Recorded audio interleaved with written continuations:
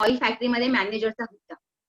शिक्षणाने chemical engineer आणि महत्वाचं म्हणजे ज्योतिषशास्त्रात आवड आहे म्हणून बिझी स्केड्यूल मधून सवड काढणारे आमचे सहयोगी श्री संदीप वैजापूरकर. खूप चिकित्सक आणि त्यामुळे खूप साऱ्या प्रश्नांनी आमच्या बऱ्याचशा प्रश्नांची उत्तरे आपोआपच मिळवून देणारे श्री संदीप सर यांना आज मी आपल्या झूम मंचावर आमंत्रित करते. विषय घेऊन ज्योतिषशास्त्र जीवन मार्गदर्शक श्री संदीप वैजापूरकर.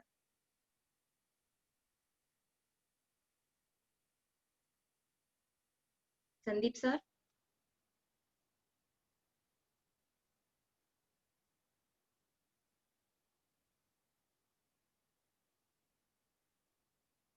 संदीप सर.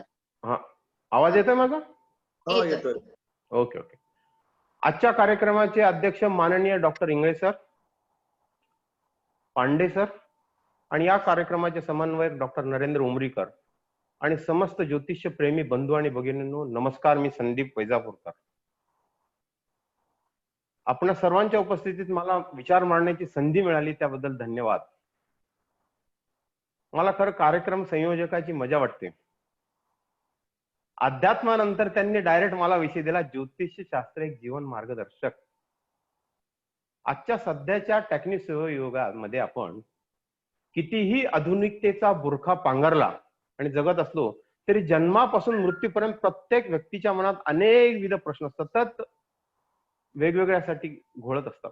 मुलं केव्हा होतील, शाळेत ऍडमिशन मिळेल का, मार्क किती मिळतील, करिअरची दिशा कुठली असेल, व्यवसाय करणार का नोकरी करणार, परदेशी जाणार का शिक्षणासाठी का नोकरीसाठी, लग्न कधी होणार, सून कशी असेल, जावई कसा मिळणार, घर होणार तर कधी होणार, पैसे कसे मिळणार, माझी स्थावर मालमत्ता कशी होणार, आरोग्य कसे असेल, माझ्या समाजात स्थान कसे असेल, आजारी पडल्यावर कुठे जाऊ, कुठली ट्रीटमेंट घेऊ, उतार वयात मला मुलं सांभाळणार की परत वृद्धाश्रम, हे आणि असे अनेकविध प्रश्न आयुष्याच्या प्रत्येक वळणावर आपल्याला पडत असतात.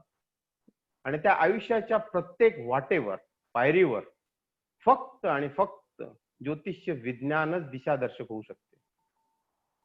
बऱ्याच ग्रंथांनी असं म्हटलं आहे की जे घडणार आहे ते कधी टाळताच येणार नाही. अर्थात निश्चित आहे, अपरिवर्तनीय आहे.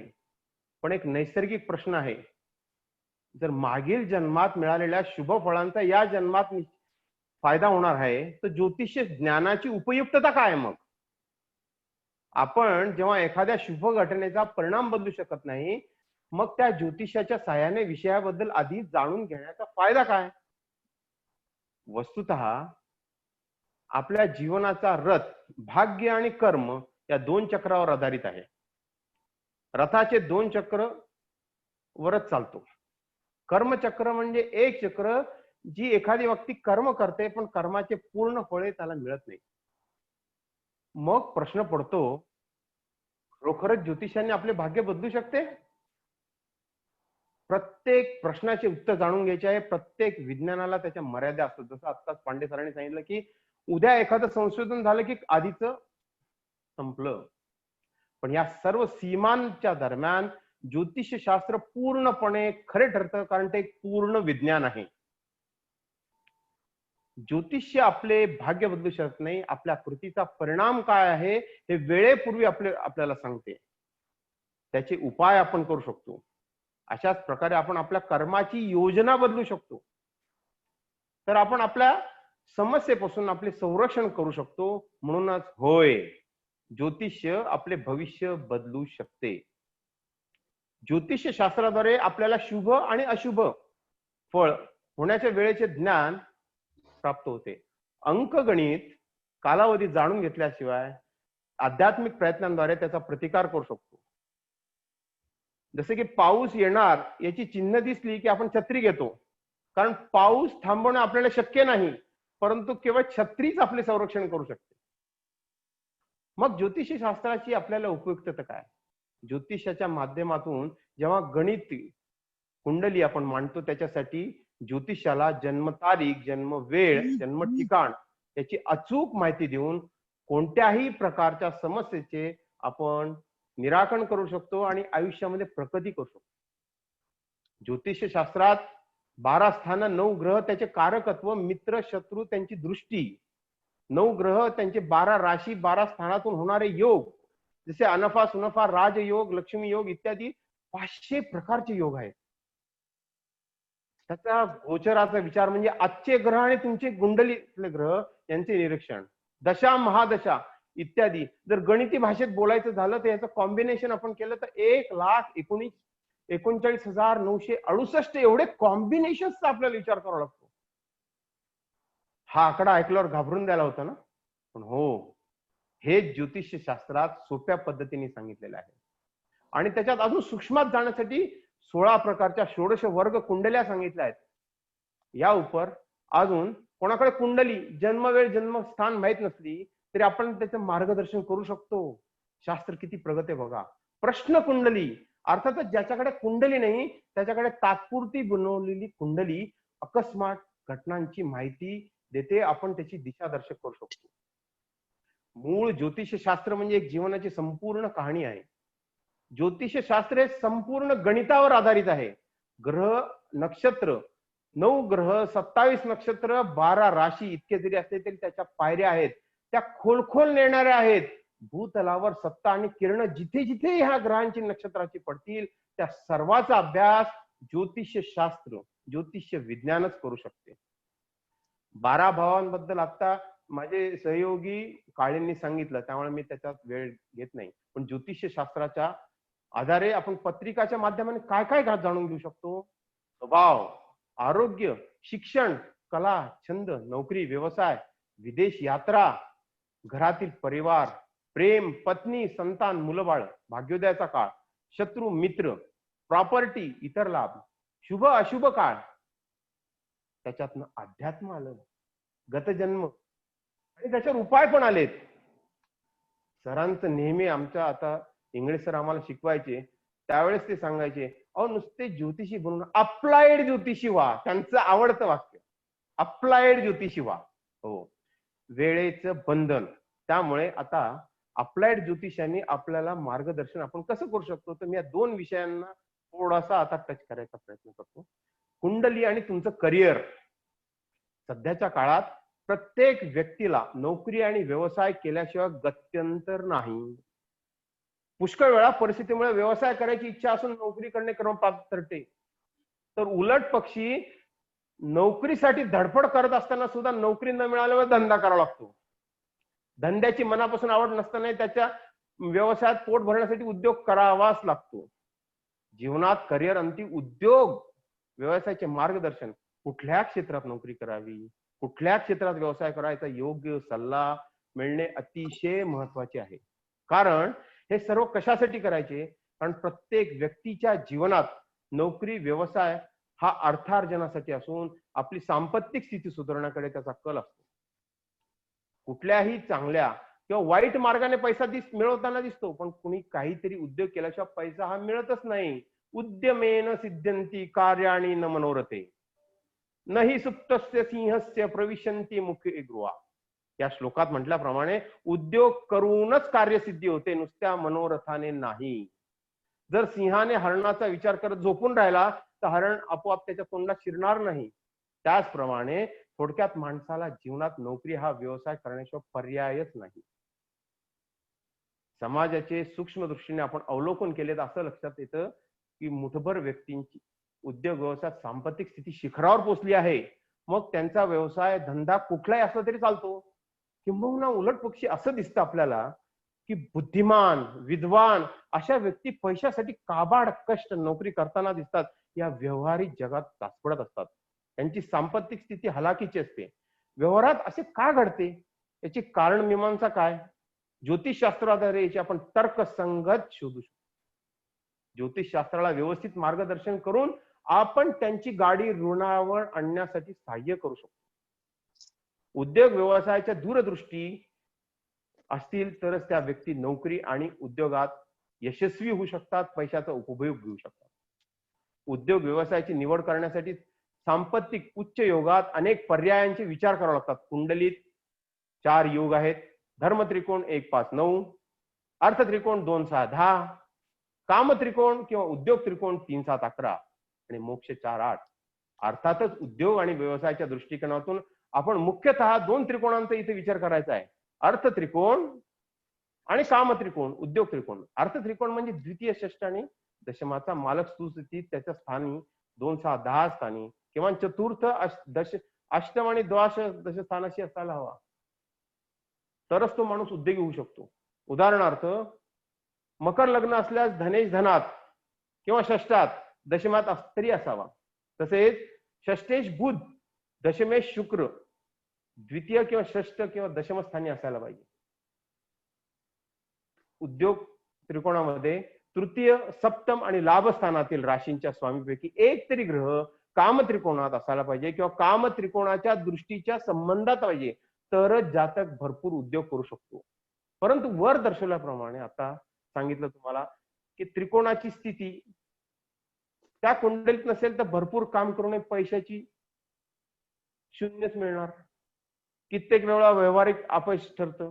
म्हणून अर्थ आणि काम हे दोन्ही त्रिकोण चांगल्या स्थितीत असेल तरच उद्योग, व्यवसाय किंवा नोकरी उत्तम चालण्याने पैसा मिळेल आणि मग ती व्यक्ती कर्तबगार म्हणून समाजात पुढे येईल.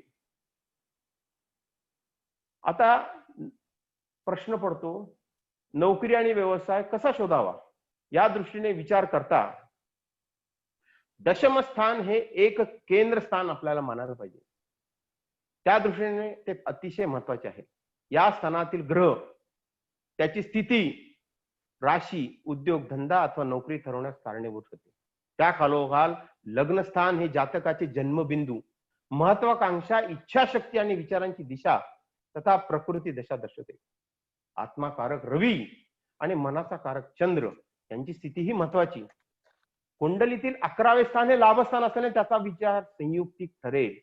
आपण निसर्ग कुंडलीमध्ये आता सर नेहमी सांगतात की कुंडली फिरवायला शिका, कुंडली फिरवायला शिका. दशमस्थान आपण क्रमांक 1 जर म्हटलं, लग्नस्थान काय आहे?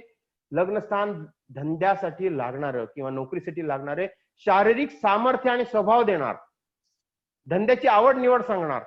धनस्थान हे दशमाचे पंचम स्थान म्हणजे उत्पन्नाची आवक, नशीब, उद्योग धंद्यातील विश्वासार्हता येणार. पराक्रम स्थान हे भाऊबंदकी, उद्योग धंद्याखेरीज आपण नोकरी व्यवसायाची आवड. चतुर्थ स्थान नोकरी की धंदा, आयुष्याच्या शेवटच्या काळात उद्योग धंद्याची स्थिती कशी असेल. पंचम स्थानावरून बुद्धिमत्तेने मिळणार धन की उद्योगात मुलांची साथ मिळणार आहे का, आपल्या ठेवी सुरक्षित आहेत का, शेअर बाजार कसा आहे. पंचम स्थान. षष्ठ स्थान दशमाचं तर हे भाग्यस्थान, आपण रिपुस्थान म्हणतो, पण हे दशमासाठी हे दशमाचं भाग्यस्थान. त्याच्यामुळे आपला कामगार वर्गाशी संबंध कसा, नोकरीतील दर्जा काय, स्वतःचे आजारपण याचा नोकरी व्यवसायावर काय परिणाम होणार. सप्तम स्थान हे दशमाचं दशमस्थान म्हणजे आपला वरिष्ठ अधिकारी कोण, नोकरी धंदा करावा तर कसा, आपले उघड शत्रू कोण, आपला भागीदार कोण आणि आपल्या व्यवसायात कोर्ट कचेऱ्या येणार आहेत का, हे सप्तम स्थान सांगेल. अष्टम स्थान आपण ते विचार करतो मृत्यू, पण इथं दशमाचं दशमस्थान म्हणजे धंद्यासाठी लागणारा सहकार्य आणि अतिरिक्त लाभ, हे लाभस्थान झालं दशमाचं. नवम स्थान हे भाग्यस्थान, धंद्यातील नावलौकिक, गुडविल, फायदा, प्रचार, कीर्ती, ट्रेडर, सरकारी कामं हे आपण याच्यातनं बघणार. लाभस्थान हे दशमाचं धनस्थान म्हणजे याच्यापासून मित्र, सहकारी यांच्याकडून मिळणारा धोका किंवा विश्वासघात, सहकार्यांचा अंदाज आणि कर्मामधून मिळणारी प्राप्ती, त्याच्यात येणाऱ्या अडचणी हे आपल्या लाभस्थानातून मिळेल. आणि व्ययस्थान हे दशमाचं तृतीय स्थान, धंद्यात येणाऱ्या लबाड्या, काळा बाजार, दिवाळखोरी, गुप्त शत्रू. पाहिलं आपण पत्रिका फिरवली तेच 12 ग्रह, 12 स्थानं त्याची, आणि त्याचे विचार किती बदलले. आता याचा दशमातील ग्रहांचा आणि राशींचा उद्योग व्यवसायाबद्दल जर आपण विचार केला तर मेष, सिंह आणि धनु या राशी शुभस्थानी ग्रहयोग असेल तर हे पहिल्या दर्जात. दुसरं कर्क, वृश्चिक, मीन हे दुसऱ्या, वृषभ, कन्या, मकर हे तिसऱ्या स्थानात, मिथुन, तूळ आणि कुंभ हे शेवटच्या क्रमांकावर. मेष, कर्क, तूळ, मकर त्या राशी दशमात त्या दशमेशाशी संबंधित असतील तर फिरता व्यवसाय अनुकूल ठरतो. वृषभ, सिंह आणि कुंभ, वृश्चिक या राशी असतील तर नोकरीस अनुकूल असून स्थिर जागी अर्थात एकाच जागी बसून व्यवसायास पूरक असतील. मिथुन, कन्या आणि धनु, मीन या द्विस्वभावाच्या राशी आहेत. त्यामुळे जातक नोकरी सांभाळून उपजीविकेसाठी अर्धवेळ व्यवसाय करताना धडपडताना आढळतो. नुसतं स्थानच नाही, ग्रहांचाही विचार करायचा आहे. रवी, गुरु, शुक्र, चंद्र यांच्या कारकत्वामुळे वरील दर्जे व उच्च दर्जाची आपल्याला फळं मिळतात. त्यामानाने बुध, शनी, मंगळ कमी प्रभावाचे ठरतात. परस्परांशी सहाय्यक विरोधी योग होतात. तेव्हा जो ग्रह प्रबळ असेल त्याप्रमाणे आपल्याला शुभाशुभ फळ देतात. आता आणखीन खोलात जाऊ. आपल्या जातकाच्या करिअरमध्ये उद्योग, धंदा, नोकरी या क्षेत्रातील अटकळ बांधण्यासाठी आपल्याला ज्योतिष्य पद्धती मार्गदर्शनाचा कसा उपयोग पडू शकतो. लग्नस्थान रवी आणि चंद्र यापासून दशमस्थानी जी राशी असेल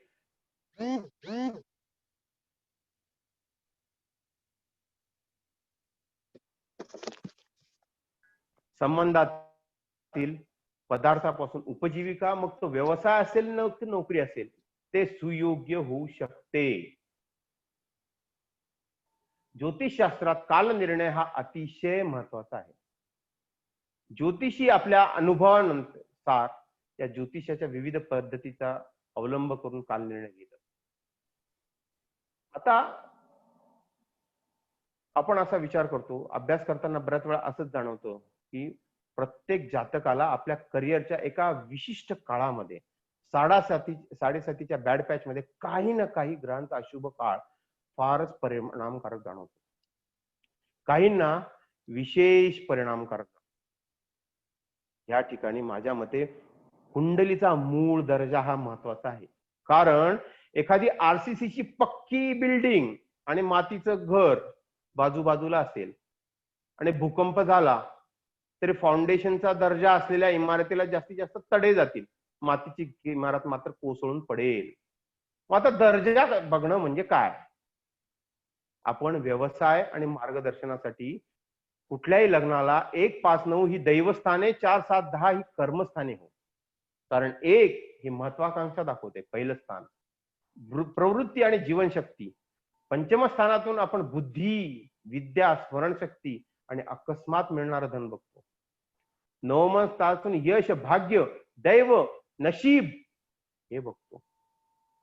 4, 7, 10 या स्थानावरून व्यवसाय, नोकरी, उद्योगाची स्थिती पाहिली जाते.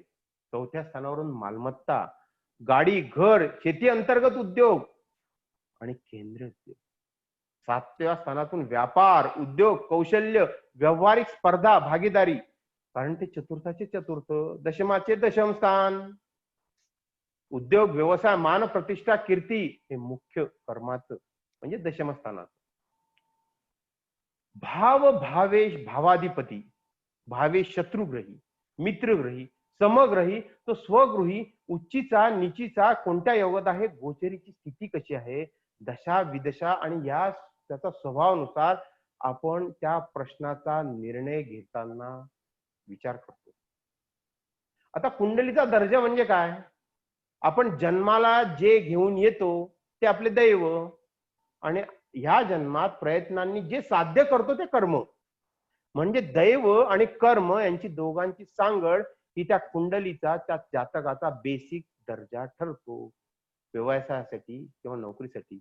मग करिअरचा असा जर विचार करत असेल तर फक्त अर्थ त्रिकोण किंवा उद्योग त्रिकोण बघायचा का, नाही, दशम स्थानाचाही विचार करायचा. आता नेहमी सर सांगतात थिंक लॉजिकली, इम्प्लिमेंट ऍस्ट्रॉलॉजिकली. त्या गृहीतकाद्वारे आपण जर तर्कशास्त्राप्रमाणे ह्या सर्व गोष्टीचा विचार केला तर खालील पॉइंट वरनं तुमच्या लक्षात येईल. कर्मस्थान, शास्त्राप्रमाणे जातकाला कुठले कर्मयोग आहे. समजा मला पुण्याहून नाशिकला जायचं आणि मी मुंबईच्या रस्त्यावर असेल, अयोग्य दिशेने केलेला प्रवास मला करिअर मध्ये प्रोग्रेस ठरणार नाही. दशम भाव. यशाकरिता कर्मात त्याला यश मिळणार की नाही, यशापयशाचा अंदाज आधीच असणे अतिशय महत्वाचे. आपल्या करिअराच्या प्रवासमध्ये घाट कधी आणि एक्सप्रेस हायवे कधी हे माहिती असणं फार जरुरी आहे. दशमाचा दशमेश सप्तम भाव. आणि हे जे कर्म करतो त्याला दैवाची साथ किती, नोकरीत आणि व्यवसायात. कारण प्रत्येक गोष्टी शेवटच्या क्षणाला आपल्या हातातून निसटून जातात. मुंबईमध्ये पुष्कळ जण फक्त लोटा घेऊन आले पण काहीच फक्त अंबानी होऊ शकले, कारण दशमाचे भाग्य षष्ठ स्थान. पैसा कसा मिळेल, मिळालेला पैसा मिळेल तो स्थिर राहील का, पैसा मिळवणे ही एक गोष्ट आहे आणि तो मिळवलेला टिकवणे ही फार महत्वाचे आहे.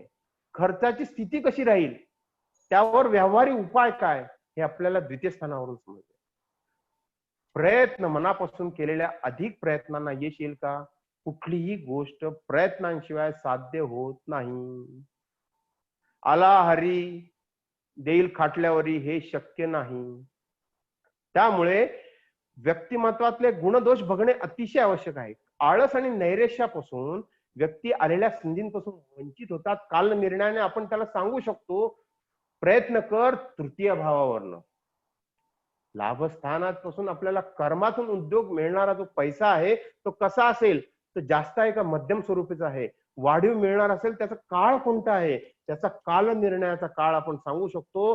त्याला सांगू शकतो की ह्या काळामध्ये तुला खूप पैसा मिळणार आहे, तू कर्म कर. त्याला आपण मार्गदर्शन करून त्याचा कर्माचा धनाचा लाभ मिळू शकतो. लाभस्थान मुळातच जातकाच्या भाग्याची स्थिती कशी आहे, जन्माला येताना किती आले आहे, कुठल्या पायरीवरून त्याला सुरुवात करायची आहे, त्या वेळेचा अंदाज आपण फक्त नवम भावावरून घेऊ शकतो. जातकाची महत्वाकांक्षा नसेल तर, हो, जर जातकांची महत्वाकांक्षा असेल तरच प्रगती होईल. नोकरीत बदल नको, जबाबदाऱ्या घ्यायला नको, धंद्यात धोका पत्करायला नको आणि अपेक्षा मात्र भरपूर पैसा. हे चुकीचं आहे ना. हे लग्न भावावरून आपल्याला समजतं. इच्छाशक्ती, महत्वाकांक्षा सफल होण्यासाठी इच्छाशक्ती ही फार जरुरी आहे. महत्वाकांक्षा असून उपयोग नाही, त्या झोकून देण्याची क्षमता हवी आणि ती नसेल तर प्रगतीला खीळ बसते. ते आपल्याला पंचम भावावरून समजते. जातकाची मानसिक स्थिती, या सर्व गोष्टींच्या पूर्ततेसाठी मानसिक स्थिती अत्यंत आवश्यक आहे. जे जे घडते ते सोसण्याची मानसिक क्षमता पाहिजेच, तरच व्यक्ती पुन्हा उभारी घेऊ शकते. अत्यंत सुखाच्या किंवा ज्या दुःखाच्या क्षणी मनाचा समतोल कसा राखायचा हे आपण त्याच्या चंद्राच्या स्थितीवरून त्याला मार्गदर्शन करू शकतो. आणि याचा सारासार विचार करता नवमांश कुंडली आणि पारंपरिकताच पुढचा भाग अष्टक वर्ग, या सर्वाचे आपण जेव्हा सांगड घालतो त्यावेळेसच आपण जातकाला पूर्णपणे मार्गदर्शन करू शकतो. व्यवसाय नोकरीची म्हणजे त्याला स्थैर्याकडे नेतो. आर्थिक स्थैर्य हे अति आवश्यक झालेलं आहे. अशा रीतीने आपण साकल्याचा विचार संपूर्ण अष्टक वर्ग, नवमांश, पारंपरिक कुंडली आणि हो कृष्णमूर्ती पद्धतीचा आधार घ्यायला विसरायचं नाही कन्क्लुजन करण्यासाठी. आणि या सगळ्याचं जेव्हा आपण करतो तेव्हा त्याची दिशा आपण जेव्हा दाखवतो तेव्हा आपल्यामध्ये तो एक कॉन्फिडन्स असतो आणि आपण उत्तम प्रकारे दिशादर्शकाचं काम करू शकतो. आता दुसरा विषय, कुंडलीवरून घराचा योग. हो आहे ना गंमत. घर घेणं, घराचे पण प्रकार आहेत. स्वतःचं घर, भाड्याचं घर, वडिलोपार्जित घर, व्यवसायासाठीच जागा आहे. परत सरांचे सूत्र, कुंडली फिरवायला शिका. मूळ निसर्ग कुंडलीत मेष, मेषेचा मंगळ लग्नस्थानी, कर्क चतुर्थ स्थानी, लग्नेश असा चतुर्थाशी संबंध म्हणजे त्याची आता मानसिकता आहे का हे पहिले पहा. मग मानसिकता असेल तर लग्नेश आणि चतुर्थ भावावरनं आपण बघणार, पण राशीस्थान हे पण बघायला पाहिजे. आता कुठलंही घर घ्यायचं झालं तर कर्ज हे क्रमप्राप्तच झालंय नाही का. तुमच्याजवळ पैसे असतील तरी तर तुम्ही डायरेक्ट कॅशने घेतलं ते इन्कम टॅक्स येणार उद्या, मग कर्ज घेणारच. मग काय, आता आपण पारंपरिक याच्यात काय करणार, कर्जस्थान षष्ठस्थान, पण नाही, घरासाठी कर्ज म्हणजे चतुर्थाचे षष्ठस्थान म्हणजे भाग्यस्थान झालं. कर्ज काढायचं, मग कर्ज आपण बँकेतनं काढणार आहोत, मग ते आपण आपल्या मनाजोगतं कर्ज मिळणार का, आपल्याला 30 लाख रुपये पाहिजे. भाग्यस्थानाचं लाभस्थान सप्तम स्थान, सप्तम स्थानावरून आपल्याला समजेल आपण जर बँकेतनं जो विचार करतो ते कर्ज मिळेल का, पण 30 लाख पाहिजे, 20 लाखच मिळत आहेत. आता पुढचे 10 लाख कोण देणार, तर लग्नेशाशी तृतीयाचा संबंध भाऊ बहिणी देतील, लग्नेशाशी चतुर्थाचा संबंध आईकडनं मिळेल, लग्नेशाशी सप्तमाचा संबंध जोडीदार देईल आपला, लग्नेशाशी दशमाचा संबंध वडिलांकडनं मिळेल, आणि लग्नेशाशी लाभाचा संबंध मित्राकडनं मिळेल.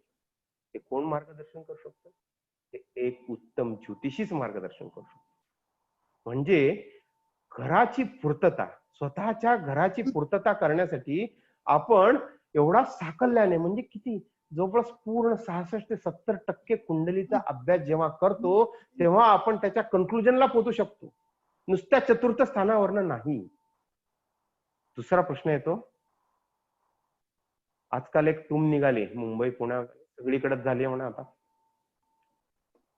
सेकंड होम, म्हणजे चतुर्थाचा चतुर्थ सप्तमेश त्याचा विचार करावा लागेल. कारण सेकंड होम हे 2 कारणासाठी घेतलं जातं. एक आपल्या उतार वयाची किंवा आपली अर्थार्जनाची सोय, बरोबर आहे ना, अर्थार्जनाची सोय, कारण दशमाचं दशम स्थान ते सप्तम स्थान. मग सेकंड होम घेण्यासाठी कर्ज बघायचं तर आपल्याला व्ययस्थानाचा विचार करावा लागेल, कारण सप्तमाचं ते षष्ठ स्थान आलं ना हो, आणि ते आपल्याला भाड्याने जाईल, त्याच्यापासून आपल्याला भाग्य मिळेल का, मग सप्तमाचं भाग्य म्हणजे तृतीयाचा विचार करायला पाहिजे. अशा पद्धतीने जेव्हा आपण विचार करतो, अशा पद्धतीने जेव्हा कुंडलीचा विचार करतो आणि त्याचे आकलन करतो, तेव्हा आपण पूर्ण निर्णयापर्यंत येतो, आपल्याला पिक्चर एकदम क्लिअर होत जातं. मी मगाशी सुरुवातीला सांगितलं त्याप्रमाणे आपल्याला या गोष्टीचं आकलन. आता वडलोपार्जित इस्टेट, वडलोपार्जित इस्टेट मध्ये अष्टमेश, चतुर्थाचा पंचमेश म्हणजे मूल पंचव, अष्टमेश, अष्टमेशाचं भाग्यस्थान चतुर्थ स्थान, म्हणजे मुलाला आपल्या वडलोपार्जित इस्टेटीपासून फायदा होणार आहे का, किती सुंदर साखळी आहे ना बघा.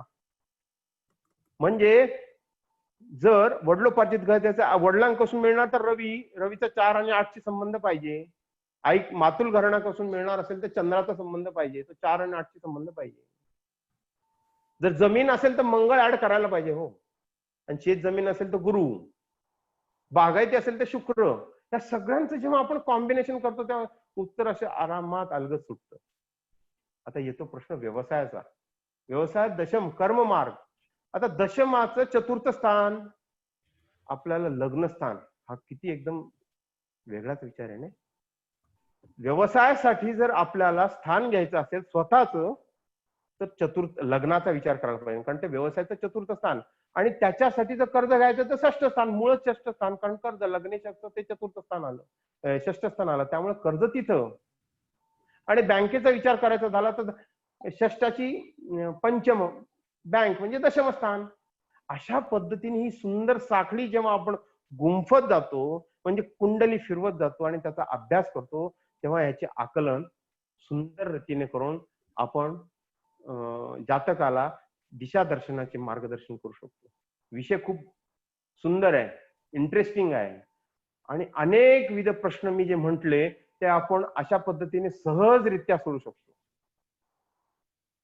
आरोग्यासाठी जेव्हा आपण प्रश्न करतो तेव्हा आपल्याला कुंडलीद्वारे आधीच समजतं आजार कोणत्या प्रकारचा होणार, कोणता होणार, होईल की नाही, कधी होणार, किती दिवस राहील, त्याचे गंभीर परिणाम काय, सौम्य परिणाम काय असतील, कोणत्या ग्रहाच्या कर्माच्या मार्गाने असतील, अन्य कारणाने झाला तर तो कसा असेल, आणि त्याच्यावर आपण उपाय सुद्धा करू शकतो, मंत्रशास्त्राने करू शकतो. तर ॲलोपॅथीने बरा होईल का, होमिओपॅथीने बरा होईल का, आयुर्वेदाने, हे ज्योतिष्य विज्ञानच मार्गदर्शन करू शकते. आता वेळेचे बंधन आहे म्हणून मी माझ्या याचं एक सारांश असा करू आपण, जन्मकुंडली हा आपल्या जीवनाचा एक जीपीएस आहे बघा. ज्योतिषशास्त्राचे ज्ञान समजून घेण्यासाठी आपल्याला ती फार मदत करते. आता या जीपीएसने दर्शवलेल्या मार्गाप्रमाणे चालणे किंवा न चालणे हे जातकाच्या मूळ विवेकावर अवलंबून आहे. कुंडली एक घर आहे, त्यामध्ये बसलेले ग्रह हे त्याच्या घराचे कुटुंबीय आहे. ग्रह देखील घरातल्या सदस्यांप्रमाणे वागतात, कारण सदस्यांमध्ये जसे मतभेद असतात, काहींचे एकमेकांवर प्रेम असतं, काही तटस्थ राहतात, ग्रहही त्याचप्रमाणे राहतात. आता बघा, घरातील सदस्यांप्रमाणे जो ज्येष्ठ असतो त्याची गुरुची भूमिका असते, परंतु हेच वडील जर आजारी असतील तर काहीच परिणाम करू शकत नाही. तशी स्थिती आपल्या पत्रिकेत असते. काही ग्रह घरातले सदस्य जे असतात त्या अनुशासन पाळत नाही, शिस्त पाळत नाही, त्यांना शनीप्रमाणे शिक्षा द्यायला पाहिजे आपण. सर्व ग्रह देखील कोणत्या ना कोणत्या व्यक्तीच्या जीवनात त्याच्या गुणवत्तेनुसार, त्याच्या स्थितीनुसार प्रभाव पाडतात. जे ग्रह कमकुवत आहेत त्यांच्यासाठी वैदिक उपाय, मंत्रशास्त्राचे पठण, रत्नशास्त्राचे दान, धान्य दान असे अनेक विध उपाय शास्त्रात आपल्याला सुचवतात. त्यामुळे आपण त्याचे चांगले परिणाम वाढवता येऊ शकतात, त्याचे हानिकारक परिणाम आपल्याला कमी करता येतात. शेवटी ज्योतिष ही अशी एक विद्या आहे जी आपल्या सर्वांना जीवन सुधारण्याचा मार्ग देते. आमचे रोजचे कार्य सकारात्मक बनवण्यासाठी हे मार्गदर्शक म्हणून मदत करते. ज्योतिषाच्या माध्यमातून आपण आपल्या समस्यांचे निराकरण करतो. ज्योतिष भविष्यातील घटनांबद्दल सूचना देते आणि या ज्ञानाद्वारे आपण अनेक अडचणींवर मात करण्याची किंवा उपाय शोधण्याची आपल्याला संधी मिळते. आयुष्याच्या प्रत्येक टप्प्यावर, पायरीवर फक्त आणि फक्त ज्योतिष विज्ञानच दिशादर्शक होऊ शकते. योग्य वेळी योग्य दिशा देऊन ज्योतिष विज्ञान प्रत्येक व्यक्तीच्या आयुष्यात सुख, समृद्धी आणि आनंद घडू शकतो. म्हणजेच एक सुदृढ कुटुंब घडू शकतो, अर्थात समाज निर्माण करू शकतो, याचा मला अत्यंत विश्वास आहे. मी एवढे बोलून माझे विचार संपवतो आणि विराम घेतो. नमस्कार, धन्यवाद. धन्यवाद संदीप वैजापूरकर सर, आपण केलेल्या मार्गदर्शनाबद्दल. खूप उत्तम पद्धतीने ज्योतिष हे आपल्याला जीवन मार्गदर्शक कसे ठरू शकते याबद्दल आपण छान मार्गदर्शन केले. मी इंग्रज सरांना विनंती करतो, सरांनी आपला अभिप्राय द्यावा. इंग्रज. हॅलो, ऐकू येत आहे ना? हो, येतोय. सर्वप्रथम वैजापूरकरांचं मी अभिनंदन करतो की त्यांनी ज्योतिष शास्त्राच्या नियमाचे काटेकोरपणे उपयोग करून आणि व्यवसाय आणि जीवन याच्याबद्दल चांगलं मार्गदर्शन केलं आहे. जन्मापासून मृत्यूपर्यंत आपला जो काळ असतो म्हणजे जी पत्रिका, ती आपल्याला सगळ्या गोष्टीचं इंडिकेशन देतं. हे यांनी पदोपदी प्रत्येक गोष्टीमध्ये समजून सांगितलं आहे. मग तो व्यवसाय असो, भागीदारी असो, चतुर्थ स्थान असो, अत्यंत छानपणे सांगितलं आहे. आणि उद्योग करूनच कार्य सिद्ध होतं हे त्यांचं महत्वाचं वाक्य आहे, जे आपण नेहमी नेहमी म्हणतो की दृढ संकल्प, कठोर परिश्रम, अदम्य उत्साह, निरंतर प्रयास, सभी बाधाओं को नष्ट करून उन्नति की ओर ले आता है. त्याचं पण त्यांनी अत्यंत चांगल्या प्रमाणे वर्णन केलेलं आहे. आणि कालाचं त्यांनी वर्णन केलं आहे, कालाय तस्मै नमः. जन्मापासून मृत्यूपर्यंत आपलं जे जीवन असतं हे कालाप्रमाणे बदलतं. काल फकीर को हुजूर और हुजूर को फकीर बनाता है. काल जो सिखाता है वो कोई नहीं सिखाता. काल दुनिया में सबसे बड़ा गुरु होता है. आणि जे लोकांना ज्योतिषाबद्दल माहिती नाही आहे ते म्हणतात की ज्योतिष कशाला व्हायचं, याला त्यांना दोष देण्यात अर्थ नाही आहे. त्यांना एखाद्या गोष्टीची माहिती नाही तर ती माहिती करून देणं आपलं काम आहे. आणि ज्यावेळेस आपण ती त्यांना माहिती करून देतो आणि ज्यावेळेस ते आपल्या चांगल्या ज्योतिषाकडनं ज्योतिष बघतात, कारण चांगल्या ज्योतिषाकडनं ज्योतिष बघणं आणि साधारण ज्योतिषाकडनं बघणं याच्यामध्ये जमीन आसमानचा फरक आहे. जमीन आसमानचा फरक आहे. 80 to 90% येत नाही आणि 20% जे लोक असतात ते करेक्ट सांगतात. आज यांचं भाषण ऐकल्यावर मला हे लक्षात आलं की अत्यंत चांगल्या प्रकारचे इंजिनियर डेफिनेटली आहेत, कारण प्रत्येक बोलण्यामध्ये जो पॉइंट असतो तो त्यांनी अत्यंत चांगल्या प्रकारे विकसित केलेला आहे. आणि त्यांनी पॉझिटिव्ह थॉट्स बद्दल पण एक विचार टाकलेला आहे. Positive thoughts create infinite source of energy inside man. So don't talk with negative people in life, talk always with positive people. ते पण त्यांनी अत्यंत चांगल्या प्रमाणे केलं आहे. कर्मात यश मिळेल की नाही हे आपल्याला माहित नाही, पण कर्म करत राहणं याचा पण त्यांनी उत्तर केलाय. आणि कर्माला भाग्याची जोड असल्याशिवाय भाग्य उजाळत नाही, हे पण त्यांनी अत्यंत चांगल्या प्रकारे सांगितलेलं आहे. तर छान, अत्यंत उत्तम. धन्यवाद सर. धन्यवाद. यापुढे आपल्या